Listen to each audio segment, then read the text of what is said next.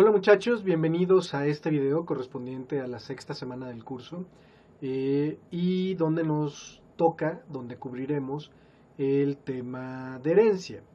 Eh, Herencia es una técnica, viéndolo desde un punto de vista práctico, es una técnica muy efectiva de reutilización de código, que nos permite reutilizar código de manera relativamente sencilla, de forma masiva y, si está bien hecho, de manera muy elegante. Ha caído un poco de moda la herencia en esta última década, en la segunda década del siglo XXI. Hay gente que siente de manera justificada que se ha abusado mucho de la herencia, y esto tienen toda la razón. Un montón de programadores que utilizan herencia realmente la utilizan de manera incorrecta. Eh, pero llevan esto a un punto de decir que la herencia en sí misma es mala idea. Yo no estoy de acuerdo con eso. Me parece que es una técnica muy poderosa, muy útil y, como decía, muy elegante si se hace bien. El problema es que sí hay muchos programadores que definitivamente no tienen idea de lo que están haciendo al utilizar herencia, y es en gran medida por eso que ha adquirido un poco de mala fama en los últimos años. Eh, Bien utilizada, la herencia es de verdad muy poderosa y nos permite hacer diseños muy buenos. Por supuesto, en este curso, como es el primero de programación de la licenciatura, no podemos hacer cosas terriblemente complicadas, y aún así me parece que sí utilizaremos ciertos aspectos de la herencia que me parece son muy útiles de aprender y que espero que les ayude a entender lo poderoso y lo sencillo que nos permite hacer nuestro trabajo. Y van a ser ejemplos sencillos, pequeños, pero yo creo que sí encapsularán bien todo el poder de la herencia, o bueno, al menos en su uso básico. ¿Qué es herencia en gran medida? De manera, bueno, primero está cubierto en el libro de Lisa y mío. Java desde su inicio le dio mucha importancia a la herencia. La herencia se utiliza en toda la biblioteca estándar y de hecho es básicamente imposible programar sin utilizar herencia. De alguna manera ustedes ya la han utilizado. Desde un punto de vista práctico, lo que hace la herencia es transmitir comportamiento entre clases. Si una clase B hereda a una clase A, automáticamente hereda el comportamiento de la clase A. ¿Qué quiere decir esto? Las instancias de la clase B pueden hacer exactamente lo mismo que las instancias de la clase A.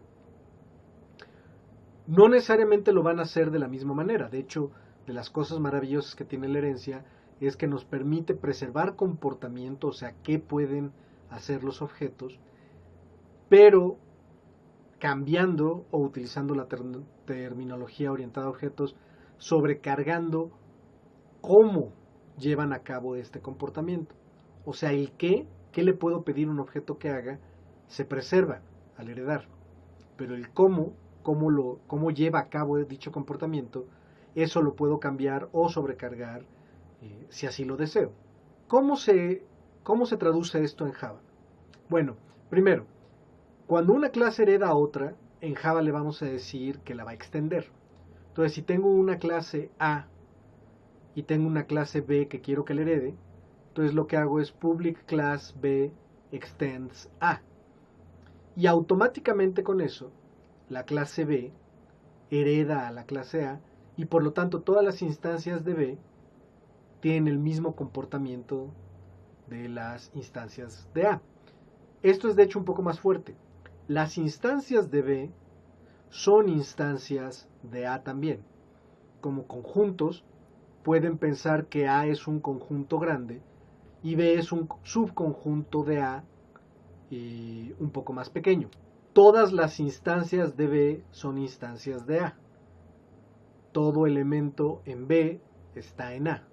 Pero no todas las instancias de A necesariamente son instancias de B. no todos los elementos en A están en B. Entonces es como un subconjunto propio. Y si A tiene cualquier método, los objetos, instancias de B, los pueden invocar. Pero lo que también podemos hacer es extender el comportamiento de B. Por eso es que en Java se utiliza extends como palabra clave para heredar. Podemos agregarle comportamiento a B distinto del de A. Y entonces con esto extendemos a la clase. O sea, pueden hacer más cosas, tienen más comportamientos las instancias de B que las de A. Una manera de verlo así es que podemos tener la clase ser humano y podemos tener una clase mexicano que la extiende. Entonces, todos los mexicanos son seres humanos, pero no todos los seres humanos son mexicanos. De la misma manera, podemos tomar a la clase mexicano y extenderla con la clase estudiante UNAM. Por supuesto, aquí la analogía comienza a romperse, pero denme chance tantito. En este modelado, todos los estudiantes de la UNAM son mexicanos, pero no todos los mexicanos son estudiantes de la UNAM. De la misma manera, podemos tomar la clase estudiante UNAM y extenderla con estudiante ciencias. Y entonces, todos los estudiantes de ciencias son estudiantes de la UNAM, pero no todos los estudiantes de la UNAM son estudiantes de ciencias. Y además se preserva a las anteriores. Todos los estudiantes de la facultad son estudiantes de la UNAM, son mexicanos y son seres humanos. ¿Sale? Entonces, un estudiante de la Facultad de Ciencias puede hacer lo mismo que cualquier otro estudiante de la UNAM, puede hacer lo mismo que un mexicano, o sea, puede hacer todo lo que puede hacer un mexicano y puede hacer todo lo que puede hacer un ser humano. ¿Sale? Pero no todos los estudiantes de la UNAM pueden hacer todo lo que puedan los estudiantes de la Facultad de Ciencias, por ejemplo, ser parte de uno de los equipos deportivos. Creo, la verdad no me sé las reglas de los equipos deportivos de la facultad. Me da la impresión de que sí tienen que estudiar en ciencias para ser parte de ellos. De la misma manera, un mexicano, no todos los mexicanos pueden hacer todo lo que hacen los estudiantes de la UNAM. En particular, no todos los mexicanos tienen número de cuenta. Solo los que son estudiantes de la UNAM tienen número de cuenta. Bueno, número de cuenta de la UNAM. ¿Esto de qué me sirve? Me sirve muchísimo. Puedo tener un problema donde ya cuento con una clase que resuelve el 90% de lo que necesito para resolver el problema. Bueno, entonces en lugar de hacer cosas externas a esta clase, lo que hago es extenderla con una nueva clase y le agrego el comportamiento necesario para resolver ese otro 10% del problema. Es de hecho probablemente de la forma en que más se utiliza la herencia, y eso ya es poderosísimo y nos permite hacer muchísimas cosas. Hay cosas todavía un poquito más complicadas. Por ejemplo, imagínense que tengamos una clase vehículo, ¿ok? Y entonces queremos tener clases, qué sé yo, tren, buque, carro, camión, bicicleta, diablito, burro.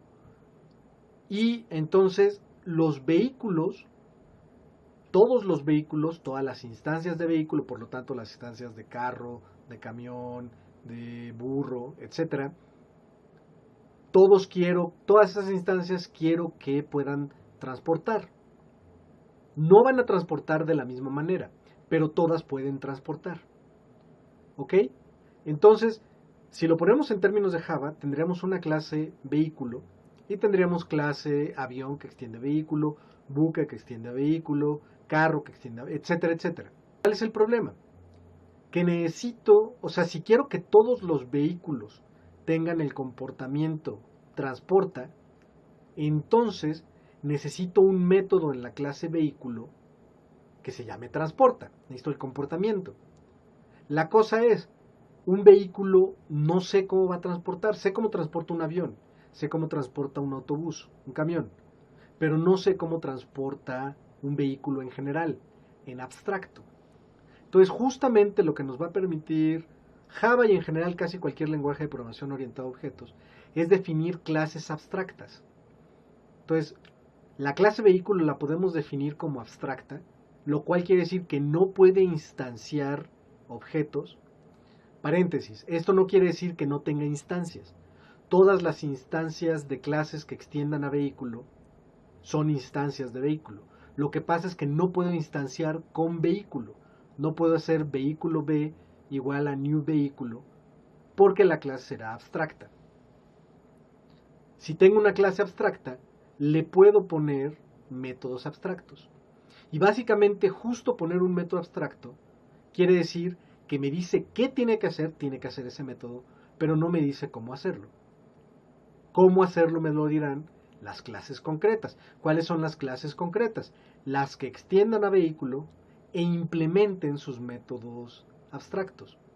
Dada una clase abstracta, una clase concreta que le extienda tiene que implementar todos los métodos abstractos de la clase abstracta. ¿Ok? Es como una promesa que hace la clase abstracta. Mis instancias van a tener este comportamiento. Pero esa promesa no la cumple la clase abstracta. La cumplen las clases concretas que extiendan a la clase abstracta. Esto es muy útil. O sea, a varios de ustedes a lo mejor se les ocurrió, ¿por qué no hacemos que vehículo tenga un método que no haga nada? Porque no hacer nada es justamente no cumplir la promesa. O sea, tiene el comportamiento, pero no transporta. O sea, no hace nada. Literalmente es nada más, bueno, estoy diciendo que lo tiene, pero no voy a hacer nada con él. Abstracto me fuerza a implementarlo después. Justamente, si vehículo tuviera un método transporta vacío, entonces la clase buque podría no hacer nada, no implementar un método transporta, y de todas maneras podríamos compilarla y ejecutar su método transporta, que se ejecutaría el de la clase padre, que no hace nada. Entonces nos comenzamos a meter en problemas. Es mucho más elegante y mucho más útil definir el comportamiento como abstracto y obligar entonces a las clases concretas que extiendan a implementarlo. Dada una clase abstracta, si tenemos otra clase que la extienda, la misma puede también ser abstracta y entonces no tiene que implementar los métodos abstractos. Pero si queremos que sea concreta, o sea, ¿y cuáles son las concretas? Las que no son abstractas. Entonces tenemos que implementar todos los comportamientos abstractos que definen la clase abstracta. Esto es, o sea, tenemos que cumplir la promesa que hizo las promesas, tenemos que cumplir las promesas que hizo la clase abstracta. Esto es súper útil y se utiliza todo el tiempo. Es todavía más poderoso. Por ejemplo, si tenemos una clase A que define un método F, podemos después crear una clase B que extiende A y que también tenga un método F. Entonces, la clase B continúa teniendo el comportamiento F de la clase A, pero cómo lo realiza es distinto. A esto le vamos a decir sobrecargar el comportamiento o sobrecargar el método. Cuando implementemos un método que ya estaba definido en la clase padre o en la clase padre de la clase padre, etcétera, etcétera, hacia arriba, vamos a decir que estamos sobrecargando el método. Ustedes ya hicieron eso. Los métodos toString e equals de las clases estudiante y lista estudiante están definidos en las clases padre, en la clase padre de estudiante y de lista estudiante. Y se han de estar preguntando ahorita, ¿cuál clase padre de estudiante y de lista estudiante? Todas las clases en Java tienen una clase padre excepto una. Si nosotros no declaramos explícitamente una clase extender al declarar una clase, automáticamente extendemos la raíz de la jerarquía de herencia de Java, que es la clase object. Todos los objetos de Java son instancia de object. Todas las clases de Java extienden a object, o extienden a una clase que extiende a object, o extienden a una clase que extiende a una clase que extiende a object, etcétera, etcétera. Es como un árbol, con object siendo la raíz, las clases que la extienden siendo el siguiente nivel, las clases que extienden a las clases que extienden a object como el siguiente nivel, etcétera, etcétera. Y esto es muy útil porque justamente entonces podemos tener comportamiento definido para todos los objetos en Java.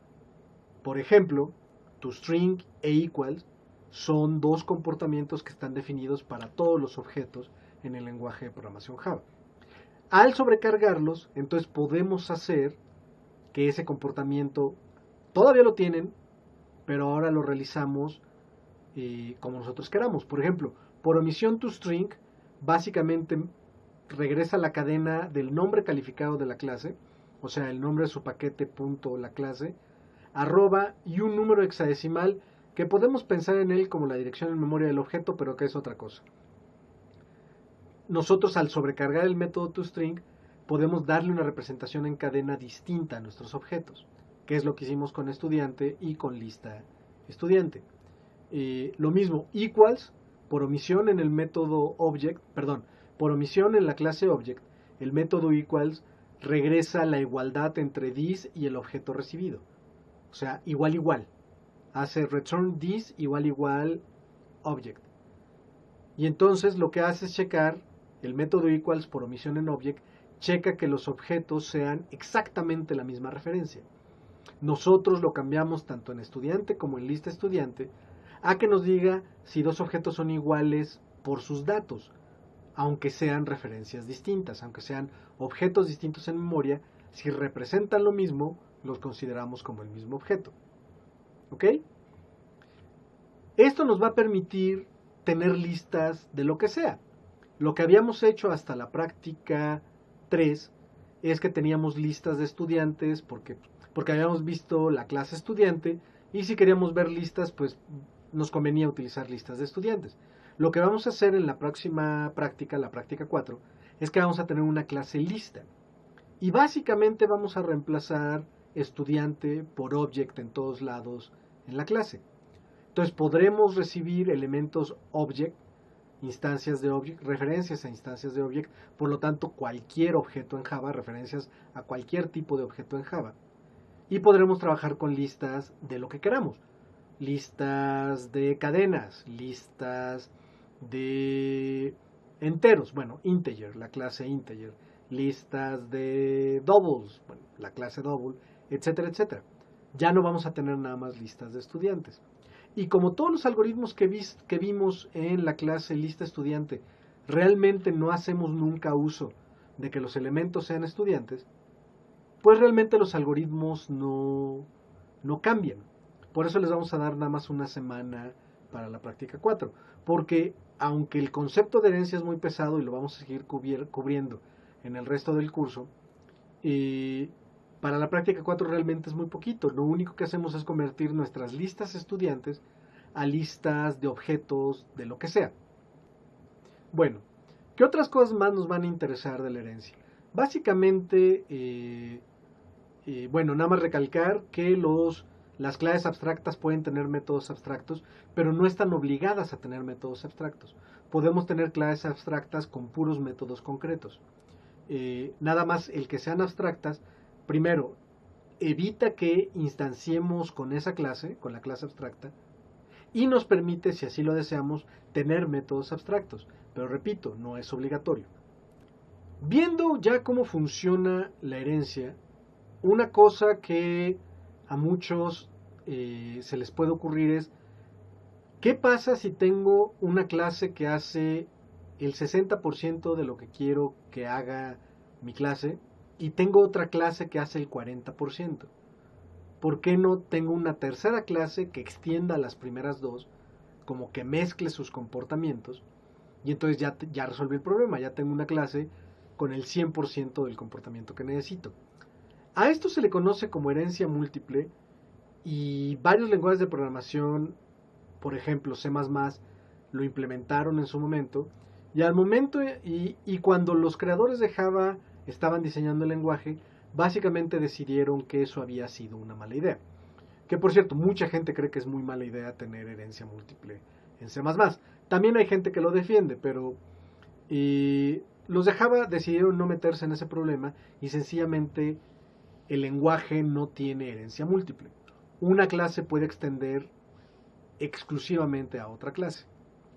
Sin embargo, esto es muy, o sea, aunque sí es más limpio, yo estoy de acuerdo en que es más limpio, también estoy de acuerdo en que la herencia múltiple da muchos problemas, en particular, si tenemos una clase A que la extienden la clase B y C, y tenemos una clase D que extiende a B y a C, y todas esas clases, bueno, y las clases A, B y C definen métodos F, la clase D, ¿qué método F debe utilizar?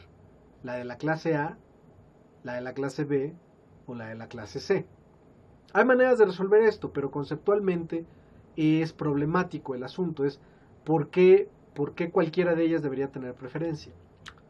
Entonces, para evitarnos este problema, que se conoce el problema del diamante y muchos otros relacionados, Java sencillamente tiene herencia simple, que es una clase debe extender exactamente a una clase. Les repito, todas las clases de Java extienden a una clase, si, excepto object, y si no especificamos una clase para extender, por omisión se extiende a object, como nuestra clase estudiante. Pero esto de no tener herencia múltiple también es muy restrictivo.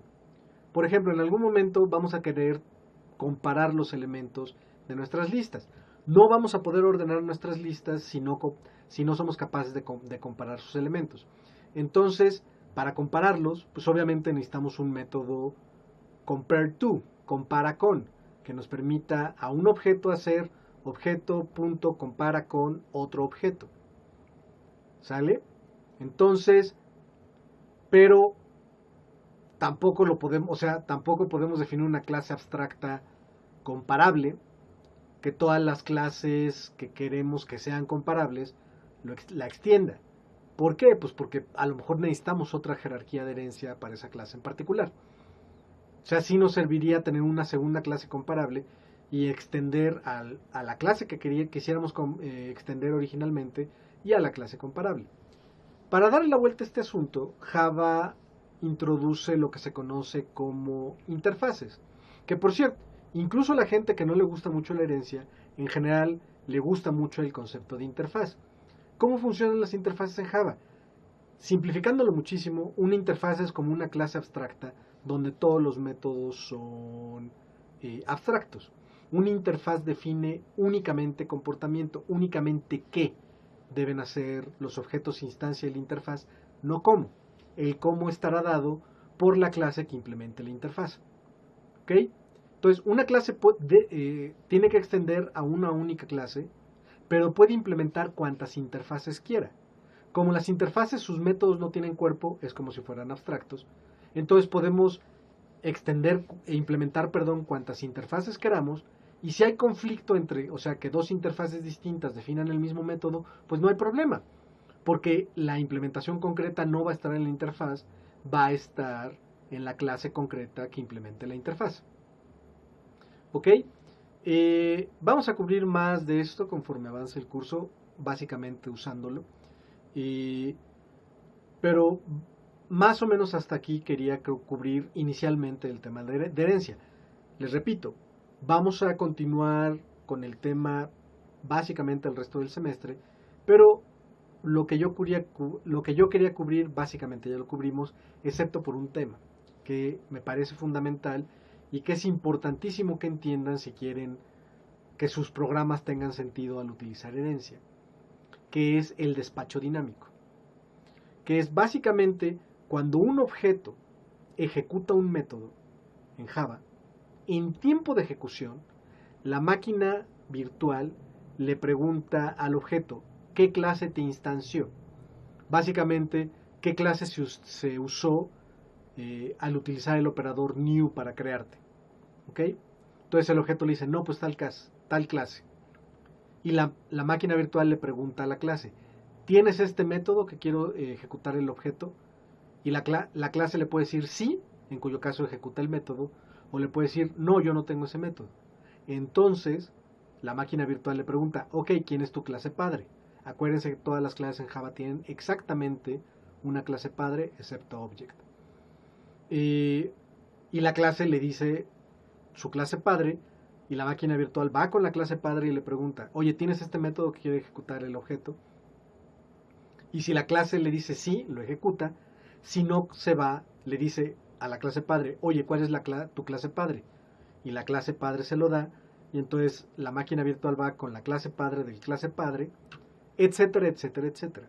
Así funciona el despacho dinámico en Java.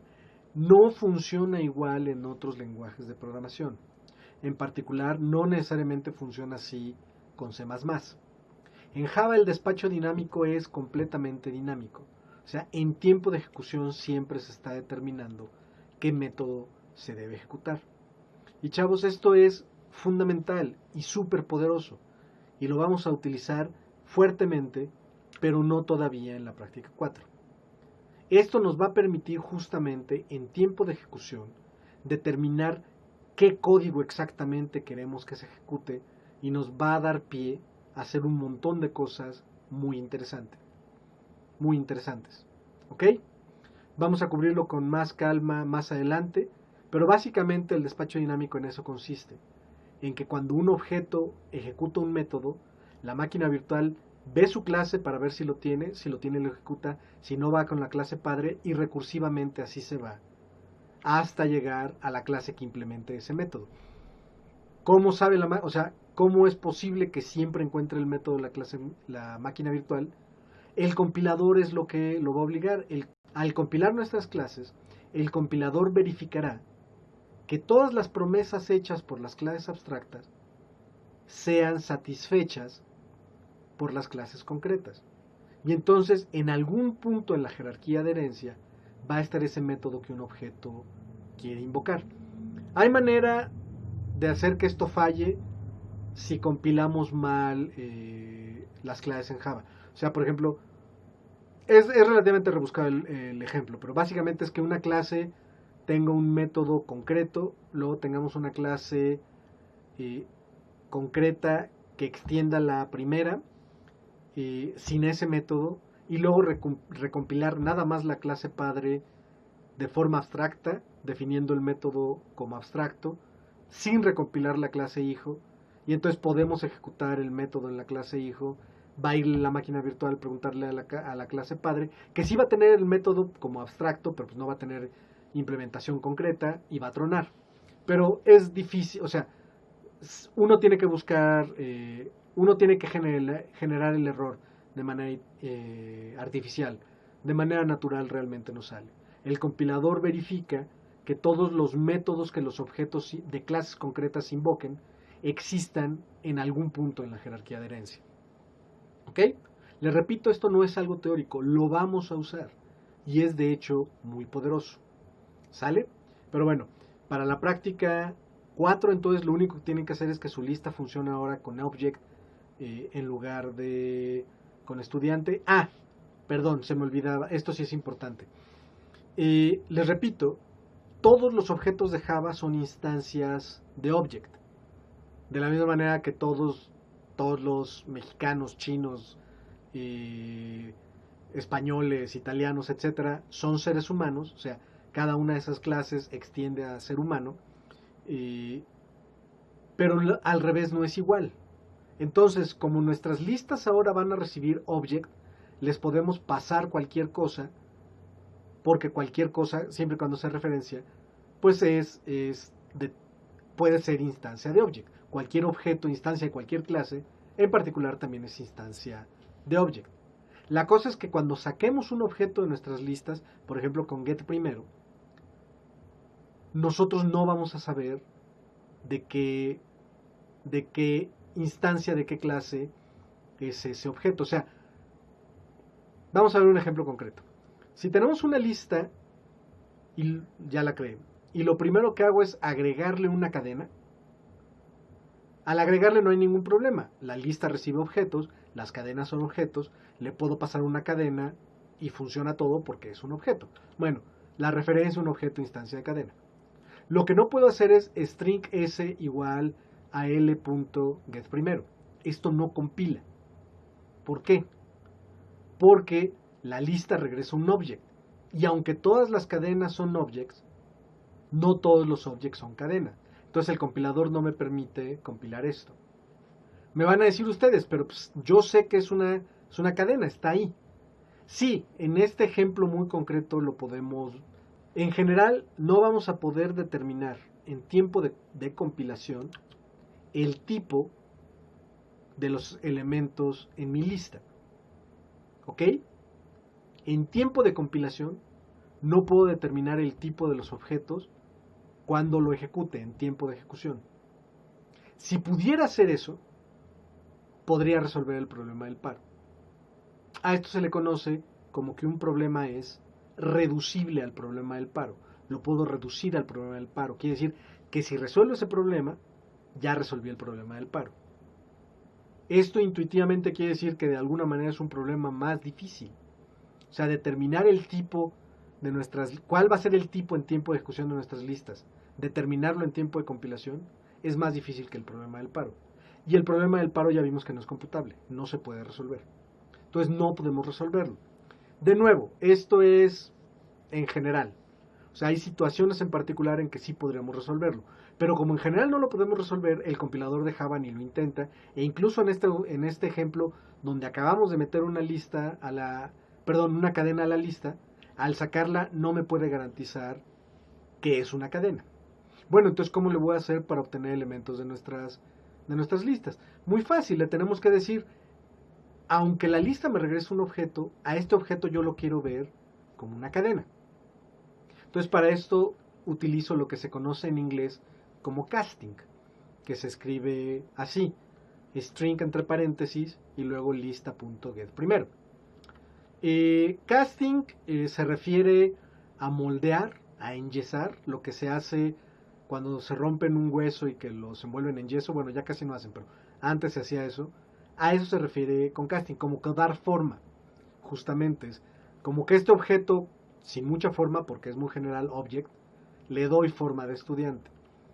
Pero realmente esto se utilizaba para los tipos básicos en lenguajes de programación como C. Lo que hacía es que si teníamos un double X que valiera algún valor, si le quería asignar ese valor a un entero, tenía que hacer un casting a int. Entonces, eso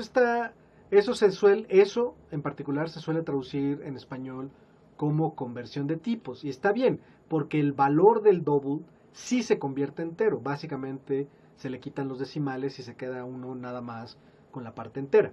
Sin embargo, cuando lo hacemos con referencias, el objeto no le hacemos nada. ¿Ok? El valor del objeto sigue siendo el mismo.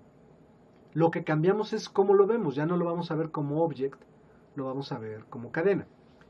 Por esto, y como casting en inglés también se refiere al proceso de selección de elenco en una obra, a mí se me ocurrió traducirlo como audición, como hacer una audición. Entonces, yo en mis libros y en el curso me voy a referir al proceso de hacer castings a referencias como hacerle una audición. En este ejemplo en particular, le estamos haciendo una audición al objeto a string. Si pasa la audición, no hay ningún problema. Si falla la audición, ocurre un error y el programa truena. Para garantizar que no truene, lo que técnicamente deberíamos hacer es asignar el valor de l.get primero a una variable de tipo object y luego preguntarle a ese object si es instancia de cadena con el operador instanceOf. Entonces, si ese objeto es instancia de cadena, ahora sí, de manera 100% segura, puedo hacer la audición de object a string. ¿Sale? Nadie más, que yo sepa, nadie más en el mundo utiliza el término audición en español para casting. Entonces, nada más les aviso. Es un término que he estado tratando de impulsar desde hace años, pero creo que no mucha gente me está haciendo caso. Pero es el que utilizo yo en mis cursos. ¿Ok? Bueno, básicamente eso es todo lo que van a tener que hacer ustedes en la práctica 4. Convertir la clase lista estudiante a la clase lista y en lugar de estudiantes usar object. En general no van a tener ustedes que hacer audiciones ahorita. Las audiciones se hacen en la clase práctica 4. Más adelante sí van a necesitar hacer audiciones, pero veremos eso en su momento.